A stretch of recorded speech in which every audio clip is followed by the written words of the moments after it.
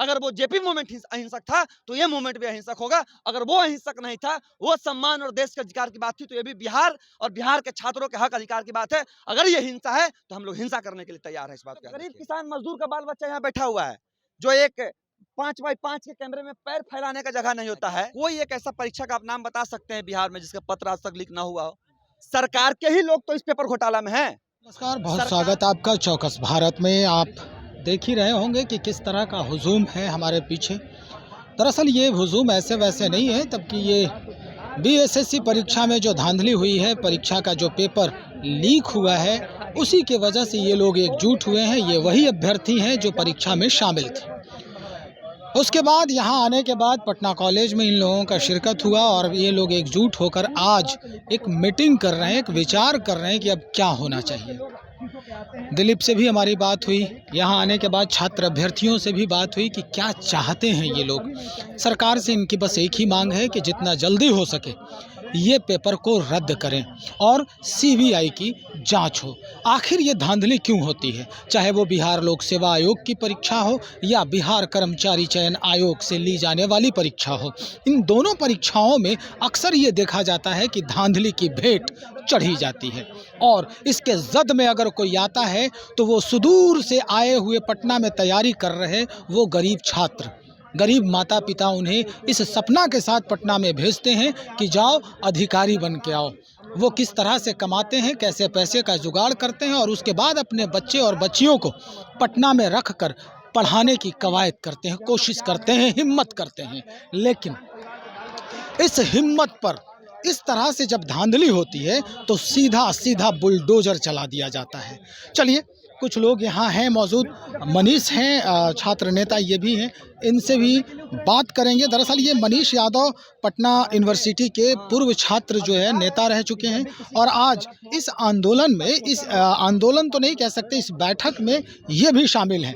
मनीष जी, क्या लग रहा है आपको, सरकार मानेगी? देखिए, एक बात समझिए कि सरकार इसलिए और क्यों मानेगी, सरकार के ही लोग तो इस पेपर घोटाला में हैं। सरकार के ही जो पूंजीपति लोग हैं वही लोग तो इस सीटों पे आए हैं। ये तो गरीब किसान मजदूर का बाल बच्चा यहाँ बैठा हुआ है, जो एक 5x5 के कैमरे में पैर फैलाने का जगह नहीं होता है। एक किसान जो अपना पेट काट कर अपने बच्चों को पटना में पढ़ा रहा होगा, जिनके पास एक वक्त का खाना नहीं है, ऐसे लोग इस आंदोलन में हैं। और उन सीटों पे कौन है जो अरबों करोड़ों रुपए लेकर अपने बच्चों को सरकारी नौकरी दिलवाना चाहते हैं, या उस मंत्रालय में अधिकारी होंगे जो सेटिंग से बच्चों को एडमिशन करवाए होंगे, वहां पे सीटें दिलवाए होंगे। तो ऐसे लोग क्यों चाहेंगे? ये तो पूरी तरह से पूंजीपतियों की सरकार है।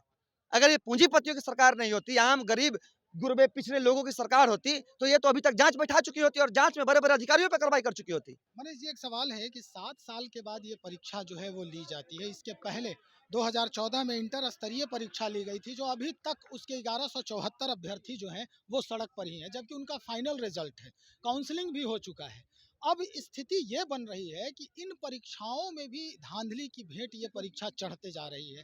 अब एक छात्र के हित में, क्योंकि जैसा कि आप बता रहे हैं कि ये छात्र जो हैं सुदूर गांव से आए हैं, यहाँ तैयारी कर रहे हैं, वैसे माता पिता के संतान भी इसमें शामिल हैं जिनको 2 वक्त की अच्छे से रोटी नहीं, एक बात आप हमको बताइए ना कि कोई एक ऐसा परीक्षा का आप नाम बता सकते हैं बिहार में जिसका पत्र आज तक लीक ना हुआ हो? बीपीएससी ऐसा पत्र जब लीक हो सकता है, बीपीएससी आप समझते हैं कितना हाई लेवल परीक्षा होता है बिहार के लिए, स्टेट लेवल का परीक्षा, जब उसका परीक्षा लीक हो, पेपर लीक हो जाता है और कार्रवाई के नाम पे चंद कुछ गरीब लोग जो शायद चपरासी रहे होंगे या छोटे जगहों पे अधिकारी रहे होंगे, रंजीत आईएएस का तो नाम आया था, नीतीश कुमार की हिम्मत नहीं हुई क्या, औकात नहीं हुई क्या, क्यों नहीं गिरफ्तार कर लिए भाई? ये बड़े बड़े कोचिंग माफिया पूरी तरह से इन्वॉल्व रहते हैं, अपने बच्चों को ज्यादा सीट दिलाएं, बड़ा बड़ा पोस्टर लगवाएं ताकि हमारा कोचिंग का ब्रांडिंग हो। ये लोग अधिकारी से आईएएस होके ये लोग उस विभाग के अधिकारी से मिले रहते हैं और ये लोग भी एक अहम कड़ी हैं। इन लोगों पे जब कार्रवाई होनी चाहिए थी, कार्रवाई हुई नहीं। तो पूरी तरह से सरकार और अधिकारी, कोचिंग संचालक मिलकर बच्चों के भविष्य को बर्बाद करते हैं। ये नहीं चाहते हैं कि इन सीटों पे गरीब, एक शिक्षित, पढ़े लिखे लोग आगे आए। ये लोग चाहते हैं कि मंद बुद्धि के लोग ही इन अधिकारियों के चेयर पर बैठे ताकि मंत्री और मुख्यमंत्री का अपना काम चलता रहे। देखिए, युवा हैं हमारे उप मुख्यमंत्री तेजस्वी यादव, पहले एनडीए की सरकार थी, अब महागठबंधन की सरकार है। आपको लग रहा है मनीष जी की अब तेजस्वी जी कुछ सोचेंगे युवाओं के लिए, क्योंकि आप लोग भी युवा हैं? देखिए, रात के मैं आपको 5 दिन पहले की घटना बताता हूँ। डीएसएल एसएलआर का शायद कोई बहाली की बात थी, आमीन वाली। हम लोग साढ़े 9 बजे रात तक मुख्यमंत्री डिप्टी सीएम के घर के बाहर बैठे रहे। हज़ारों लोग, हाल ही 4 दिन पहले की मैं घटना बता रहा हूँ आपको। और जब डिप्टी सीएम निकले, उन्होंने कहा कि इस पे विचार किया जाएगा। आप बिना नोटिफ़िकेशन के परीक्षा नहीं लेते, परीक्षा ले लेते हैं, परीक्षा नहीं लेते हैं, तो शायद समझने की ज़रूरत डिप्टी सीएम को है। उनके पिताजी भी एक ऐसे परिवेश से, और सौभाग्य से इसी पटना यूनिवर्सिटी के श्री माननीय लालू प्रसाद यादव जी रहे, जेपी मूवमेंट हुआ, नेता बने, तो उस परिवेश से तेजस्वी जी शायद नहीं आए। उनके पिताजी आए, इन बातों को समझते थे, कार्रवाई होती थी, लेकिन तेजस्वी जी कभी भी इस परिवेश से नहीं, उनको सब कुछ मिल गया हाथ में, थाली में, तो हाँ, विरासत ही कह सकते हैं उसको, तो शायद इसका एहसास हम लोग को होगा। मनीष यादव पटना यूनिवर्सिटी में चुनाव जीता, हमारे पिता मजदूर हैं, हम लोग बहुत गरीब परिवेश से आते हैं, और इसलिए शायद बिना बुलाए छात्रों के दर्द को हम लोगों ने समझा, और इस पटना यूनिवर्सिटी में हम लोग समर्थन देने आए। तो हम लोग समझते हैं कि गरीब का बाल बच्चा कहाँ से पढ़ता लिखता है, क्या दर्द होता है। उसका बाप 2 वक्त अच्छा खाना खाने के लिए सोचता होगा, तो बेटे का याद आता होगा कि हम लोग कैसे खाएँगे। ये परिस्थिति रहती है उसके घरों में।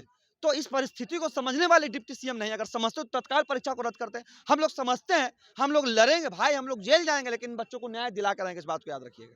चलिए, अगर ये आयोग चूंकि बता चुकी, आखिर में एक सवाल आपसे कि आयोग ये नोटिफिकेशन जारी कर दी कि अगर वो जरूरी समझेगी तब रद्द कर दिया जाएगा, अगर रद्द नहीं हुआ तब क्या होगा?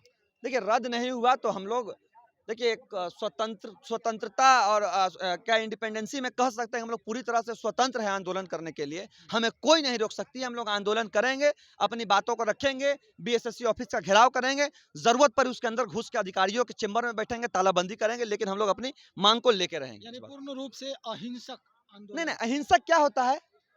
इंदिरा गांधी की सत्ता जब पूरी तरह से देश में इमरजेंसी लगा रही थी, जब पूरी तरह से मीसा लग रहा था, जब लोगों का नसबंदी किया जा रहा था, उस समय जेपी जी ने कहा हिंसा की थी।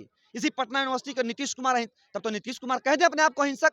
नीतीश कुमार भी जेपी मूवमेंट के साथ है, लालू जी भी थे, रविशंकर, अश्विनी चौबे, जितना विपक्ष पक्ष का लोग है, सब जेपी मूवमेंट के साथ है। अगर वो जेपी मूवमेंट अहिंसक था, तो ये मूवमेंट भी अहिंसक होगा। अगर वो अहिंसक नहीं था, वो सम्मान और देश के अधिकार की बात थी, तो ये भी बिहार और बिहार के छात्रों के हक अधिकार की बात है। अगर ये हिंसा है, तो हम लोग हिंसा करने के लिए तैयार है, इस बात को याद रखिएगा।